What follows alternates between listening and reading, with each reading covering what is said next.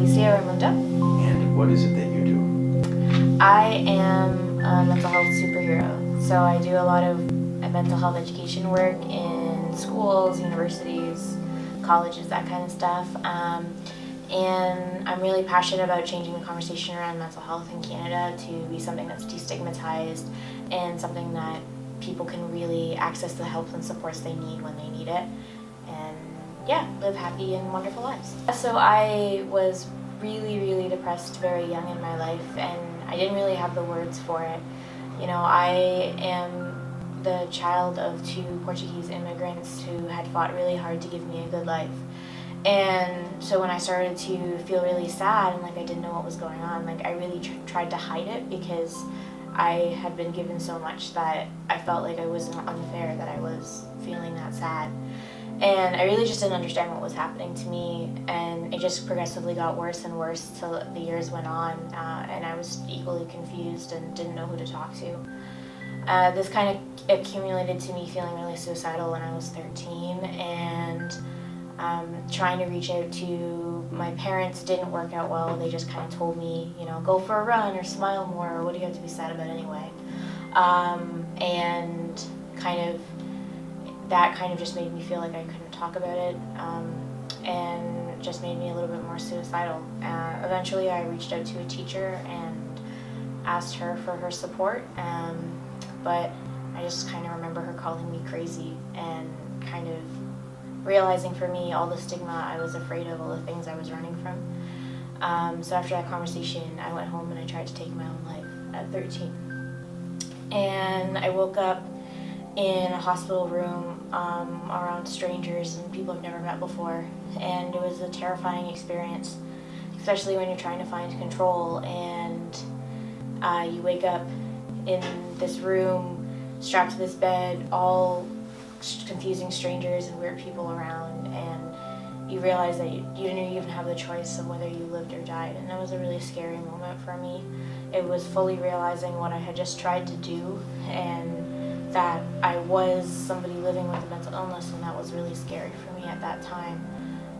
It wasn't until I met somebody in the hospital ward who kind of changed my life. She was an older woman in my hometown. They only had one ward for kids and adults, and everybody was there together.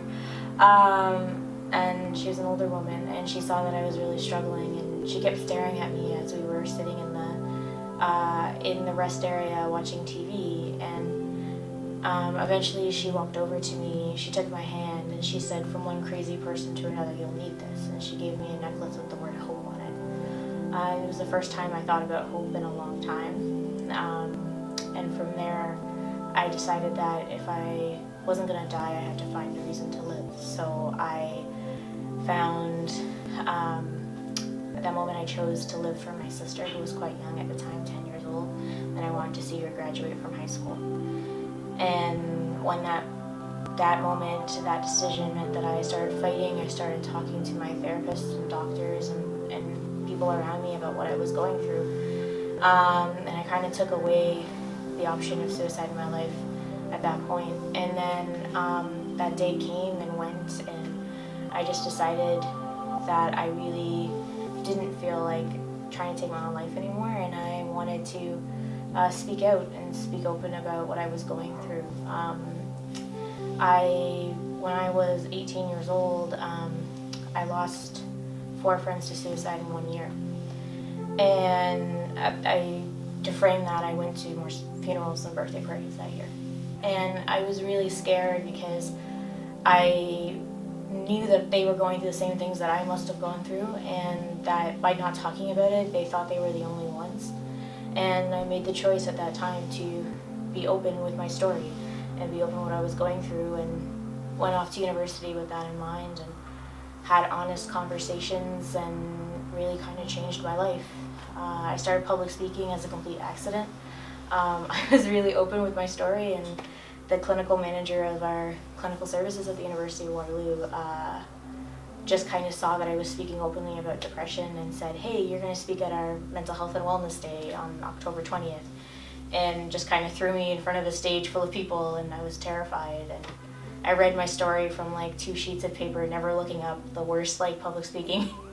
Like all the tips they tell you about public speaking, I didn't do any of them.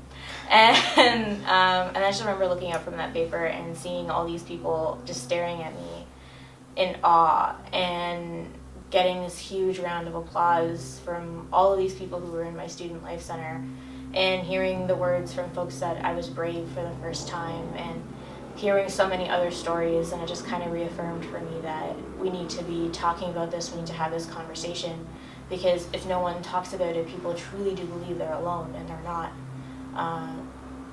20% of Canadians are going through something similar in any year, and we need to have this good conversation, and from that good conversation, better services will come. Damn, that's like awesome. That's like, yeah. That was pretty solid for a single shoot, man. Yeah, it's almost like you've said this before or something. All right, that's you ready to get painted? Sure.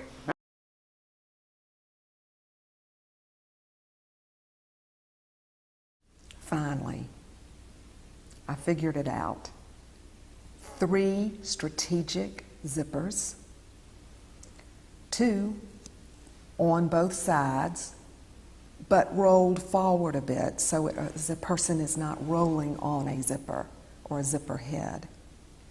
And the 3rd zipper from the interior knee all the way up through the inseam down to the other interior knee.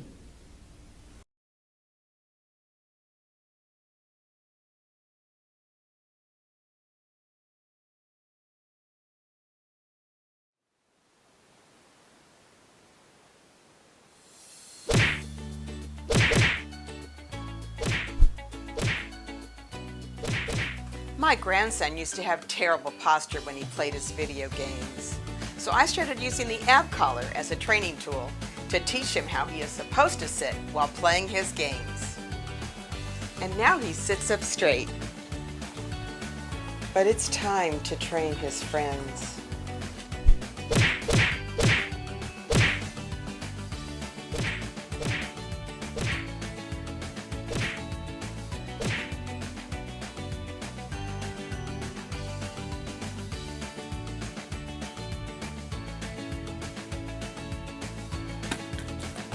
And the best part is, now my grandson is doing the training.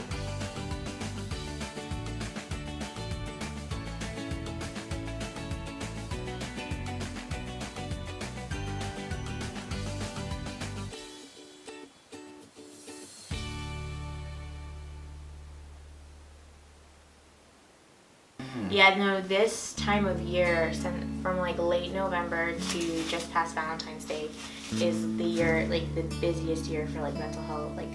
Well, SAD, right? Yeah.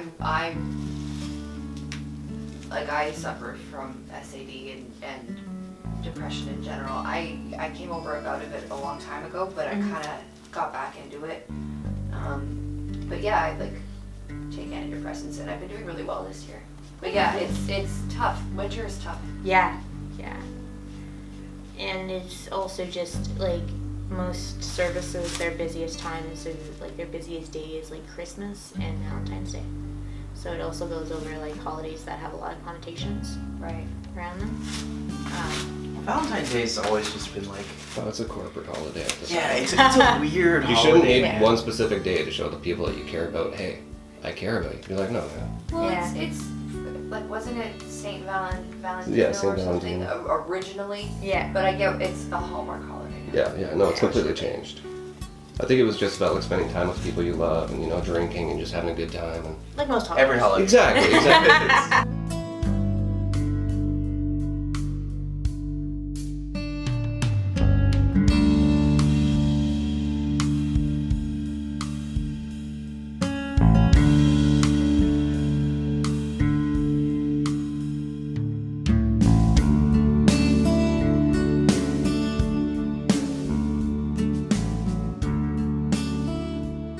How'd you feel the first time you got painted?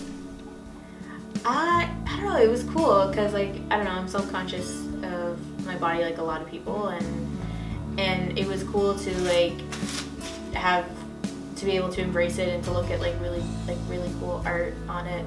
And It's really just hard to explain because it makes you appreciate your body in like a different way, and it kind of takes the pressure off of like having to look a certain way. That's kind of how it felt for me.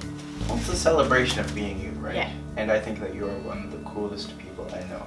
Because you're always doing something, which I'm always just like, damn, when I grow up I want to be Alicia. You're always doing cool stuff too, Maddie. Yeah, but you know, your stuff seems to actually go places. I have a very random life. It was like, I was at a conference in October, and I was just like sitting in the speaker's prep room, and I got this phone call from like this weird English number, and I picked it up. They're like, hey, you need to come here right now. So like I go over there, they're like, okay, you're gonna be in a Vanity Fair shoot with Cher. I'm like, what? With shit. And I was like, this is the 5-minute warning you give me? Okay. And then we go up there, and then she's like, of course, an hour and a half late. And like they make us stand in one very particular way for like the whole time that she's not there. But yeah, it's quite a random. Chair. Yeah, she's cool. She looks like she's 30. It's crazy that she's 76. Like she looks very. Her plastic surgeon, man. He earns his keep. Yeah. He hasn't killed her yet, which is. Oh god, did I jinx it?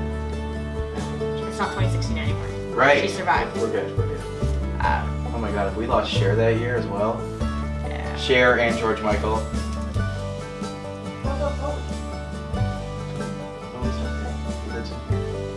I actually had a huge emotional struggle with that. Oh my god. Just saying, it was real hard. I still don't believe it. It's been over a year. Yeah. January 10th. I can't remember my friends' birthdays, but I can remember the day David Bowie died. It's not an actual death, but 2016 was the last concert tragically hit was ever gonna have. Yeah. That's an actual death. Yeah. Yeah. Well, but he's got like In like a severe beautiful brain stuff artistic going on. way. Yeah. He was working so hard. Like, watching him have to read most of his lyrics. And, The end when he was Yeah. awesome. Looked like he was in so much pain. Just that. yeah. I was actually in Caucasian I when was they were in there. vacation too, yeah. My friend's cottage is up there, yeah. Nice. When the concert was on? Yeah, because he's got a song about them. Yeah. Yeah. It's one of their most famous ones. Yeah. I The love whole, like... I left your house this morning. God, his voice. Growing up, I hated it. I hated Tragically. Now I love them. Yeah, but you know, it's like coffee. Don't like it. I like coffee. Love it. I think it's like one part nostalgia because like they've been around forever, but then it's also just like you listen to their lyrics with so much more intensity. Yeah. But I always like to Head by a Century. I thought that was always. I think they're one of the only people, like bands that we have that talks a lot about different things in Canada. Yeah. Like to be able to like not just be genuinely talking about New York or LA or some random place in Europe. Like Nickelback. They're a great Canadian band. What is he even doing? What are they even doing now? Nickelback? Being old. Failing. I guess they're just singing the same song they've been singing for the past 10 years. Yeah. He cut off his noodle hair. Did he? Yes. Oh, I didn't know that. Okay. So how well do you really know Nickelback? You claim to be a fan. I didn't know such a You take that back, Betty. They had a great song that then They had two became. great songs. No, it's the same song. It's just. They're all the same song. Is it the same song? There's the one about the hero, and then there's the other one. No, that's not Nickelback. Yes, That's it is. Chad Kroeger and Josie Ways. So it's the guy I from thought Nickelback, that but not was the rest of them. Nickelback. It's the guy from Nickelback and the guy from something else. Oh, well then never mind. They have one good song. Which one is that? The first one, you know. This is how you remind me. Yeah. That is the one most people can agree on. It's just It's the only. the only reason. the only good song. by Nickelback. What was their video that had like The numbers flashing. yeah, down? the numbers flashing down over people's heads? I can't remember the song, but that was a cool video. I'm proud to say I have not watched that. It just so you're kind of Oh, if today was your last day. yeah. It reminds me of so like I said when I was sharing my story, I was like that like there was a random lady who kind of gave me a different perspective and saved my life. And like from that point on, I would watch that video and I was like, I guess I kind of have like a weird ticking clock over my head, because like if she didn't do that, I wouldn't have been here. And then a couple years ago, I stopped a jumper on the TTC, and I was kind of like, because that's how that video goes, the same thing, where after a while, like he saves somebody else's life, and then like it feels like the burden is off. In a weird way, that's kind of how it felt. Because like I've talked a bunch of kids into getting help, but like to physically actually see somebody in a state like that and then to pull them away felt like different. See, like I only know 2 lines of the Bob Cajun song and they always get stuck in my head. Those Is it I left your house this morning? Yes. Yeah. And a Bob Cajun Yeah. across the nation. I wonder how many people went bought cottages in Bob Cajun because of that song. Oh, Probably yeah. at least. So many, probably. Yeah. It's so cute, like the little town they have and stuff too. Where is Bob Cajun exactly? North somewhere. It's up by Halliburton's. Okay. So it's not really north, isn't it? More like east, north? Outside of Toronto. Yeah. North of Toronto. That's my. I'm very particular when people are just like, it's north, and I'm just like, if it's not above North Bay, I don't consider it north. North Yeah. Bay is the gateway to the north. We're very proud of that. It's so cute. It's just...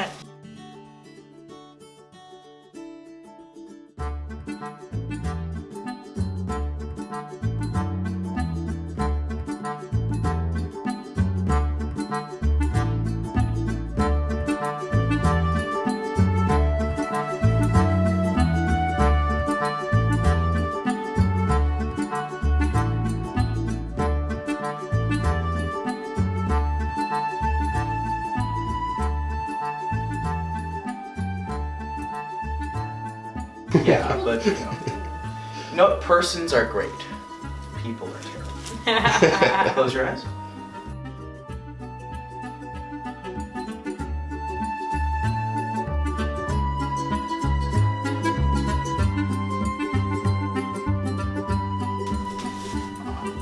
did you know each other? Through this actually. Yeah. I think Josh. Yeah. Yeah. Oh, I haven't thought about Josh in a long time. Yeah, what happened to him? Other than he got like stupid busy and then got too cool for his friends. Yeah. That, I don't know, like I guess he's still working away on his, Luke. yeah. Because my friend that was the most connected to him moved to Ottawa. Okay.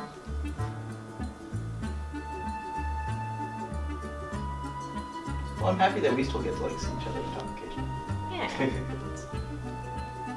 I think that's something that like friends do. Mm-hmm. Is they'll introduce you to other people who will be very important in your life. And then sometimes they stay around and sometimes they go away. Sometimes They they're did only their there to own teach you a thing. lesson. Yeah. Yeah, sorry, this is getting kind of close. But, okay. Fabulous. You said share and I got inspired. So it's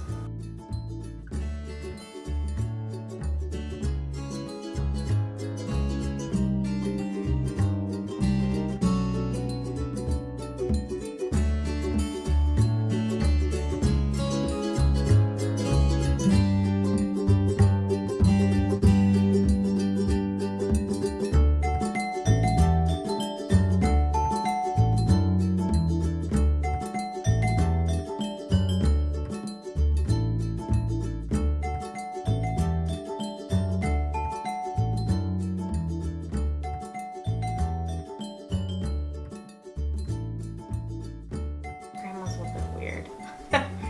She's she's had do tell us about your grandmother. she's had a very hard life, and then she like makes up so much drama and things, and like I remember my mom had heart surgery this time last year, and my grandma called and like got mad at my mom for being sick. She's just like a weird person. Like she cares, she just doesn't know how to express caring in like a way that makes sense.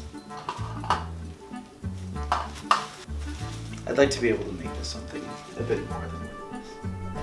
Well, you start somewhere and then you keep going. You're welcome to come back anytime.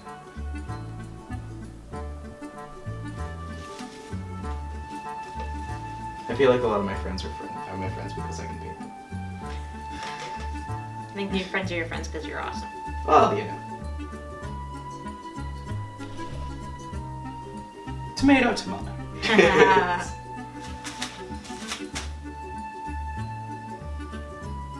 I remember growing up and everybody wanted to be the friends with the nerdy kids so they could fix their computer.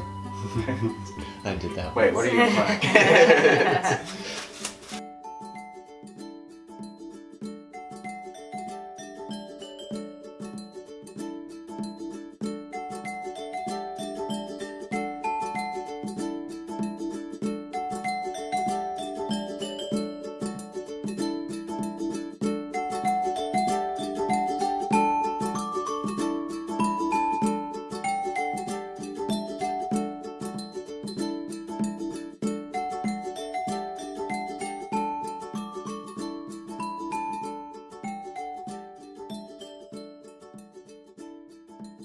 Alicia has an interesting Obama story. Oh yeah, I met him by accident.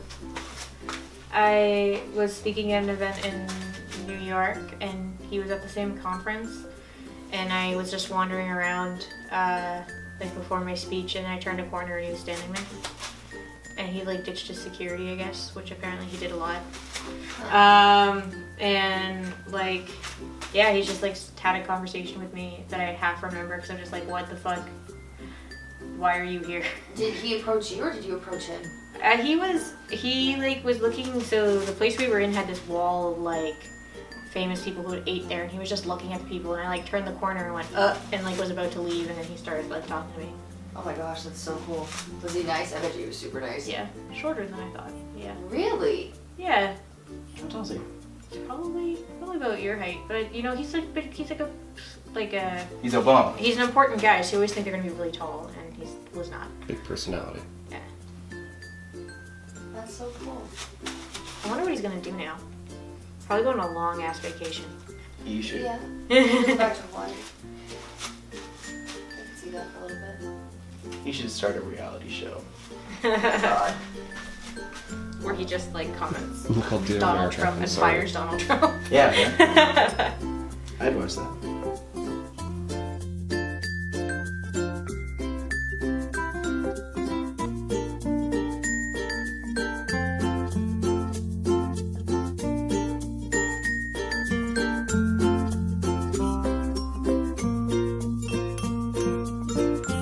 So that's with your eyes closed. Yeah. Perfect.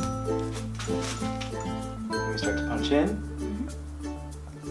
So awesome. It's so different from your other ones. Yeah. It's actually, well, it's closer to like your first one than your Phoenix one, but I guess that makes sense. Cause Yeah. I like how it kind of looks like your hair's coming down. It's Yeah. really nice.